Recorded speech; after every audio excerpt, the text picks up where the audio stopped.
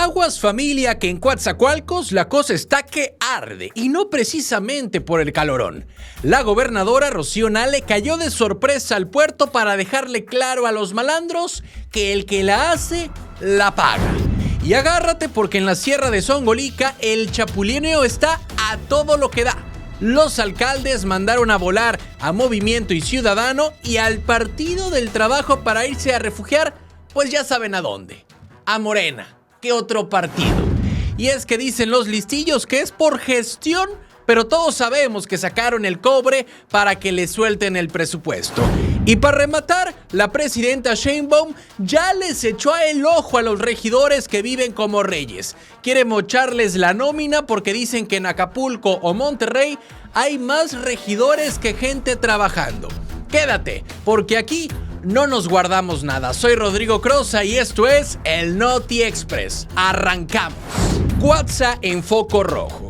Coatzacoalcos vuelve a estar en el centro de la conversación. No por una elección ni por un conflicto abierto, sino por algo que en el sur casi siempre termina pesando más: la seguridad.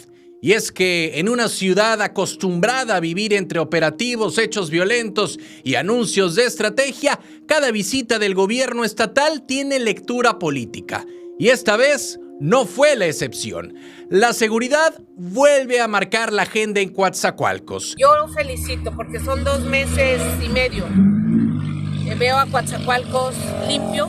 La gobernadora Rocío Nale llegó al puerto para revisar obras, reunirse con el alcalde Pedro Miguel Rosaldo y enviar un mensaje que buscó marcar tono desde el inicio. Aquí no hay pacto con nadie. Y los agarramos. Aquí el que la hace la paga. El que la hace la paga porque, lo he dicho, Veracruz es territorio para los ciudadanos, somos gente de trabajo, gente de bien. Pero la frase que terminó resonando fuerte fue otra, más directa, más de advertencia que de discurso.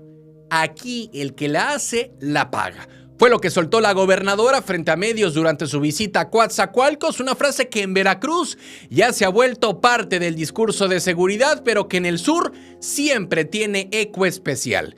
Y no es casualidad, porque en días recientes el municipio volvió a aparecer en titulares por hechos violentos y hallazgos que recordaron que el problema de fondo sigue ahí. Desde el gobierno estatal se asegura que la respuesta ha sido inmediata. Despliegue de fuerzas federales, presencia de inteligencia y detenciones cuando se presentan los hechos. Pero en ciudades como Coatzacoalcos, la gente ya aprendió a escuchar los anuncios con cierta reserva. La pregunta siempre es si la estrategia funciona, porque el puerto arrastra años de desgaste en materia de seguridad. Administraciones van, estrategias cambian, operativos llegan y aún así la percepción de riesgo no desaparece tan fácil. Por eso el mensaje que se quiso enviar desde la visita fue doble: coordinación con la federación y presión directa contra quienes delinquen. El problema no parece ser la intención, el tema está en la operación diaria, en si ese control logra sostenerse en colonias donde la tranquilidad suele ser frágil y depende de que la autoridad se mantenga presente. Así que la visita de la gobernadora también tuvo otro frente: el político, porque en el municipio apenas está arrancando el gobierno de Pedro Miguel Rosaldo. 2 meses y medio de administración, pues todavía es etapa de acomodo, ajustes de equipo, organización interna y primeros resultados visibles. Y ahí fue donde Rocío Nale también lanzó un reconocimiento al trabajo municipal, señalando que percibe una ciudad más atendida y con presencia de autoridad. Pero más allá del elogio, el mensaje que queda en el ambiente es que Coatzacoalcos está bajo seguimiento cercano, no solo por lo que ocurre en seguridad, sino por el peso político que tiene el municipio en el sur. Durante la visita también se revisaron proyectos importantes, obras carreteras hacia el puerto de Minatitlán, trabajos en el malecón costero y el proyecto del futuro C5 que busca ampliar la vigilancia en la ciudad. Incluso ahí hubo ajustes. La gobernadora pidió modificar el diseño inicial del centro de control para hacerlo más práctico antes de avanzar. Y ese tipo de revisiones dejan ver algo que suele pasar en los arranques de gobierno. Las ganas están, pero la maquinaria institucional todavía se está acomodando. Y hoy Coatzacoalcos vive ese momento extraño entre expectativa y realidad.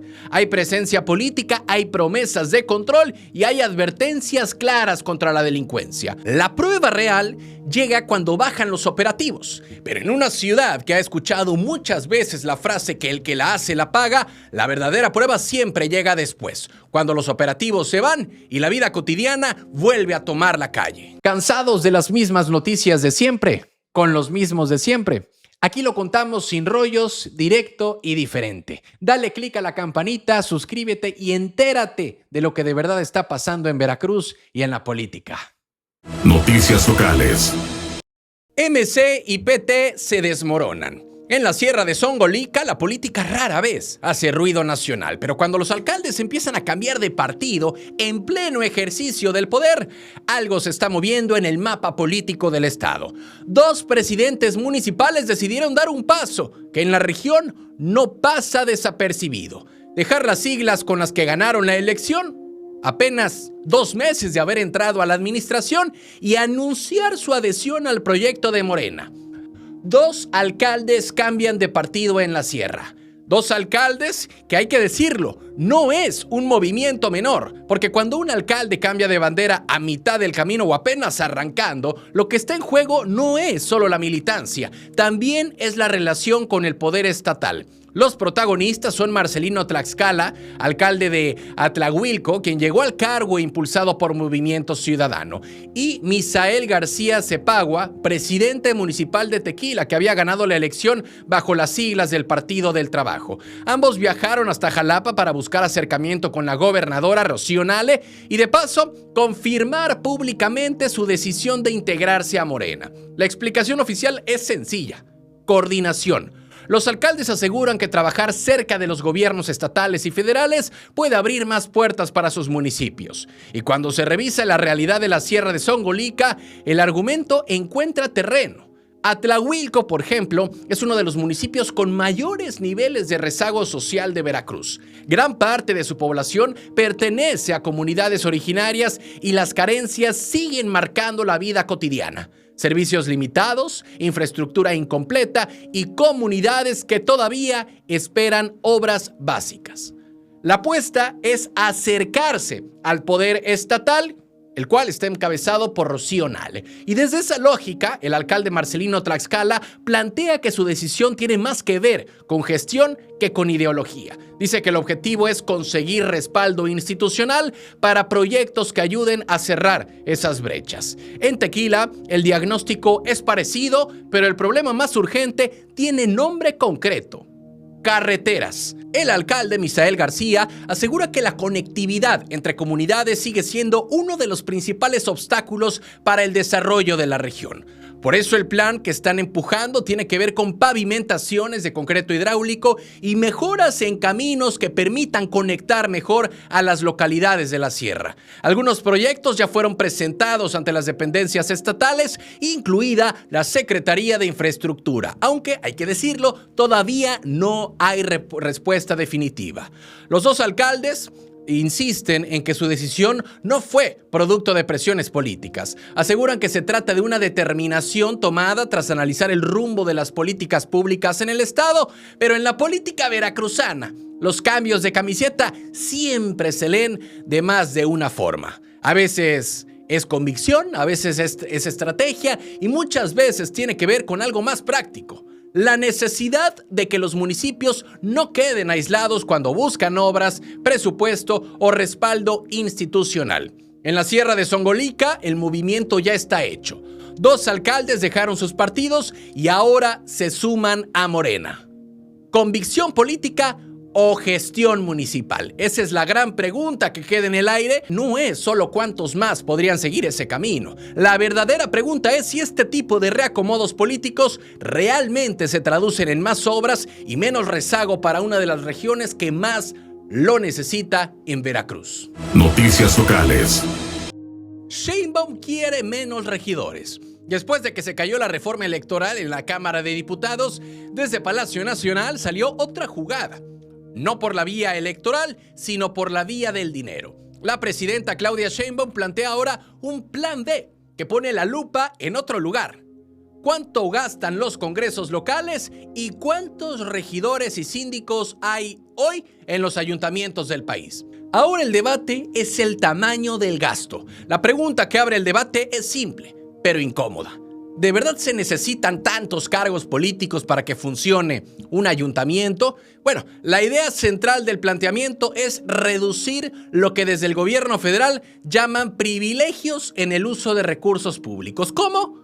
Con dos movimientos claros. Primero, establecer un tope máximo al presupuesto que los estados destinan a sus congresos locales. Y segundo, revisar el número de integrantes en los cabildos municipales, particularmente regidores y síndicos. El argumento oficial es que el dinero que se libere no se iría a la federación, se quedaría en estados y municipios para obra pública y necesidades locales. Para ilustrar el punto, la propia presidenta puso ejemplos que llaman la atención. Acapulco tiene 20 regidores, Monterrey 28 y Puebla 23. Ahora, ¿menos regidores significaría menos gasto político? La pregunta que lanzó fue directa. Si esos municipios funcionan con 10 regidores, ¿realmente cambiaría la capacidad de gobernar o lo que cambiaría sería el tamaño del gasto político? Y ahí aparece el fondo del tema, porque no solo el sueldo del cargo se trata esta situación, sino todo lo que viene alrededor, llámese personal, apoyos, bonos, oficinas, y también se abrió otra discusión delicada. Según lo expuesto en la conferencia, hay casos donde el salario oficial de algunos regidores parece bajo, pero el ingreso real crece con compensaciones, apoyos y bonos administrativos. Ahí es donde el planteamiento federal intenta colocar el argumento político. Reducir estructuras para liberar recursos que en teoría podrían terminar en infraestructura municipal. Pero el asunto no es tan sencillo, porque tocar la integración de los cabildos y el presupuesto de congresos estatales inevitablemente entra al terreno de la autonomía de estados y municipios. Por ahora, la propuesta todavía está en revisión técnica y se prevé que llegue al Congreso en los próximos días. Todavía falta saber si el planteamiento requerirá cambios constitucionales o si intentará avanzar por la vía de leyes secundarias. Lo que sí es claro es que después del fracaso de la reforma electoral, el debate político no se cerró. La discusión ahora es poder y presupuesto. Simplemente cambió de campo porque ahora la discusión no gira sobre el árbitro electoral, gira sobre algo que siempre duele más en política: el tamaño del poder y el tamaño del presupuesto que lo sostiene. Noticias locales. Verde frena a Morena. La reforma electoral no pasó en el Congreso, pero el ruido político apenas empieza. Y es que en Veracruz el Partido Verde salió a responder después de que desde Morena se empezó a usar una palabra pesada: traidores. La alianza política empieza a tensarse, es lo que estamos observando desde esta trinchera, porque el dirigente estatal del Partido Verde, Edgar Herrera Lendechi, dijo algo que deja ver el tamaño de la incomodidad dentro de la propia alianza. Se ha abaratado el término traidores a la patria, y con eso puso sobre la mesa una pregunta que empieza a recorrer la política local. ¿Hasta dónde llega la alianza y hasta dónde llega la disciplina? El tema surge porque los diputados del Verde no acompañaron la reforma electoral impulsada desde el Ejecutivo Federal, y eso provocó críticas dentro del propio movimiento, donde algunas voces empezaron a señalar que el voto en contra era una especie de traición política, pero desde el Verde la respuesta fue distinta. En coalición también existen las diferencias políticas. Edgar Herrera Lendechi planteó que en una coalición también existe espacio para disentir, sobre todo cuando propuestas propias no fueron incorporadas en el dictamen final que se votó en la Cámara de Diputados. El dirigente recordó algo que el Verde suele poner sobre la mesa cuando surgen estos choques: que el partido ha acompañado múltiples reformas del proyecto político de la llamada Cuarta Transformación. Más de 20 reformas constitucionales dijo que han sido respaldadas por el Partido Verde en los últimos años, y por eso insiste en que no se puede hablar de ruptura por un solo voto distinto dentro de una agenda legislativa mucho más amplia. Ahora, donde la conversación se vuelve más interesante es en el terreno electoral, porque hacia adelante viene una elección grande, la renovación de diputados federales y del Congreso local en Veracruz. Y cuando hay votaciones divididas en el Congreso federal, inevitablemente aparece el rumor político de siempre: si la alianza aguanta o empieza a tensarse. Por ahora, el propio dirigente del Verde descarta una ruptura y dice que las voces que hablan de fractura están exagerando el escenario. Incluso puso un ejemplo cercano. En Veracruz todavía hay procesos electorales donde Morena y el Verde siguen caminando juntos en coalición, es decir, en lo local la relación política parece mantenerse estable, aunque en lo federal aparezcan diferencias. La duda es si esta alianza resistirá ante distintos posicionamientos, y eso refleja algo que suele pasar en la política mexicana. Las alianzas rara vez son completamente tersas, porque una coalición no significa pensar igual todo el tiempo, significa más bien administrar las diferencias sin romper el acuerdo mayor. La duda ahora es otra: si este episodio queda como un desacuerdo legislativo o como el primer aviso de que dentro de la alianza también hay límites. Noticias locales. Niña desaparece en Veracruz. En el puerto de Veracruz hay una familia que lleva varios días viviendo la peor incertidumbre posible. Una niña de 12 años desaparecida. Se trata de Camila Reina Reyes, alumna de la secundaria Lila Bertelli en el fraccionamiento Hacienda Sotavento. Una menor desaparecida mantiene en alerta el puerto de Veracruz. Familiares, vecinos y compañeros se manifestaron afuera de la escuela para exigir algo que en estos casos se vuelve urgente desde el primer minuto: que la búsqueda avance y que no se enfríe el caso. Porque mientras pasan los días, crece la angustia y también las preguntas. La desaparición ocurrió la noche del 9 de marzo. Según el relato de la familia, Camila pidió prestado un celular a su tío con el argumento de hacer tareas. Minutos después, salió al patio de su casa diciendo que iba a tender su uniforme escolar, pero ya no volvió a entrar. Desde ese momento comenzó una búsqueda desesperada por parte de los familiares en la zona, sin resultados. Y el tiempo pesa distinto cuando desaparece una menor. La madre de la menor, Alma Ruth Reyes, apunta hacia una persona en particular. Se trata de un joven identificado como Rafael N., de 19 años, vecino del mismo fraccionamiento. Según la familia, el muchacho conocía a la niña desde hace tiempo porque trabajó en un negocio de tacos de los propios familiares. Y con el paso de los meses, según denuncian, habría comenzado a comunicarse con ella mediante mensajes. La familia asegura que esa comunicación ya había sido detectada desde antes. Incluso dicen que en su momento encararon al joven y prometió dejar de contactar a la menor.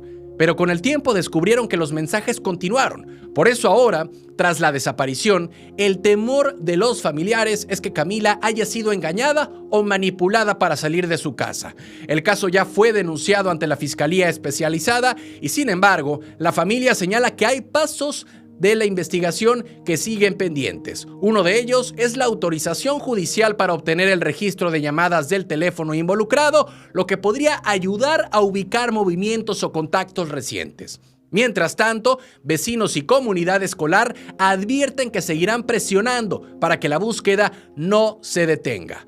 La exigencia es muy clara: encontrar a Camila. Porque cuando desaparece una menor, el tiempo pesa distinto. Cada hora cuenta y en el puerto de Veracruz hoy hay una exigencia clara de la familia, de los vecinos y de la escuela: que Camila aparezca y que aparezca con bien. Noticias locales. Protestan por maestro acusado de pederasta. En los juzgados de Pacho Viejo se vivió una escena que pocas veces ocurre cuando se trata de un caso tan delicado. Mientras un profesor de artes plásticas acusado de pederastía comparecía ante un juez, afuera del penal se reunió un grupo de personas, pero no para exigir castigo. Un caso delicado que ya divide opiniones en Veracruz. Llegaron familiares, exalumnos y conocidos del docente Alfredo N. para manifestarle respaldo. Y ahí aparece el conflicto que vuelve este caso particularmente sensible. Una acusación grave en tribunales y al mismo tiempo personas que dicen conocer al profesor y que piden esperar a que el proceso legal hable. El docente fue detenido por la policía ministerial en Jalapa tras una orden de aprehensión por el delito de pederastía agravada y después de su captura fue trasladado al penal de Pacho Viejo, donde permanece mientras un juez de control determina su situación jurídica. Es decir, el proceso apenas está en su primera etapa. Pero el proceso legal apenas está comenzando. Y justamente por eso, quienes se manifestaron afuera de los juzgados insistieron que el caso debe analizarse con pruebas y dentro del procedimiento legal. Durante la protesta, varios asistentes dijeron conocer al maestro desde hace años. Algunos aseguraron haber trabajado con él en proyectos artísticos, particularmente en actividades teatrales. Desde esa experiencia personal, sostienen que la imagen del profesor ya se está juzgando públicamente antes de que exista una resolución judicial. Y por eso decidieron concentrarse frente al penal para pedir que el caso se esclarezca con base en evidencias.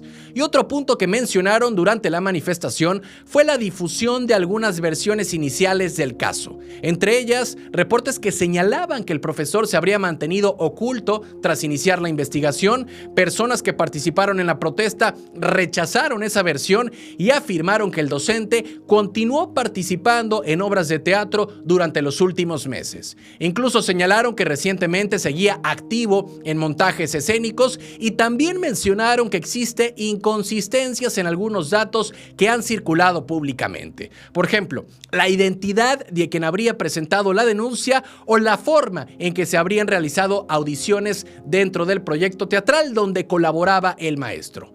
La última palabra la tiene la justicia. Sin embargo, todos esos elementos forman parte de lo que ahora deberá analizar la autoridad judicial. Y será el juez quien determine qué procede dentro de la causa penal. Porque en casos así, el debate público suele correr más rápido que el proceso legal. Las acusaciones son graves, las posturas ya están divididas, pero la decisión final, al menos en lo jurídico, todavía está por escribirse. Noticias locales.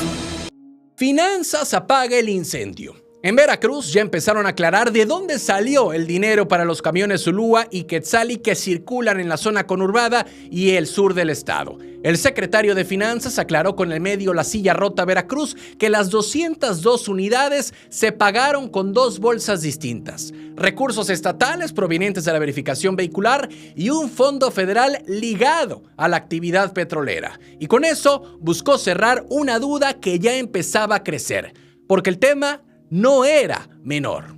La dependencia decía no tener registros. En documentos de transparencia, la propia dependencia había respondido que no tenía registros sobre la compra. Ahí es donde aparece la parte interesante de la historia. Según la explicación de Finanzas, el Fondo de Hidrocarburos permite a estados petroleros invertir en infraestructura pública y transporte, justamente para beneficiar a municipios vinculados con la actividad energética. En otras palabras, el dinero sí tenía un destino posible para este tipo de proyectos. El punto que generó ruido no fue el origen del recurso, sino la ruta administrativa de la información. Cuando se pidió el dato por transparencia, distintas áreas internas dijeron no tener registro de la compra. Ni egresos, ni contrataciones, ni administración reportaron documentos. Eso obviamente encendió las preguntas públicas. Y aquí es donde la explicación del secretario intenta poner orden en la narrativa. Sostiene que las unidades ya están completamente pagadas y que los recursos provienen de estas dos fuentes específicas. Es decir, que el financiamiento sí existió y sí estaba identificado. El problema más bien parece haberse atorado en la coordinación interna y en la manera en que se resguardó información entre áreas. Y en política, eso pasa más seguido de lo que se admite. Proyectos que avanzan, compras que se concretan, pero expedientes que terminan dispersos entre oficinas que no siempre comparten la misma información al mismo tiempo. Ahí es donde nacen las dudas públicas. Por ahora, la versión de Finanzas intenta cerrar la ecuación. Los camiones están pagados, el dinero vino de verificación vehicular y del fondo petrolero. Ahora, ¿por qué tardó tanto en cuadrar la historia? Bueno, la pregunta que queda flotando no es tanto de dónde salió el recurso, sino por qué tardó tanto en acomodarse la historia completa dentro de la propia estructura administrativa.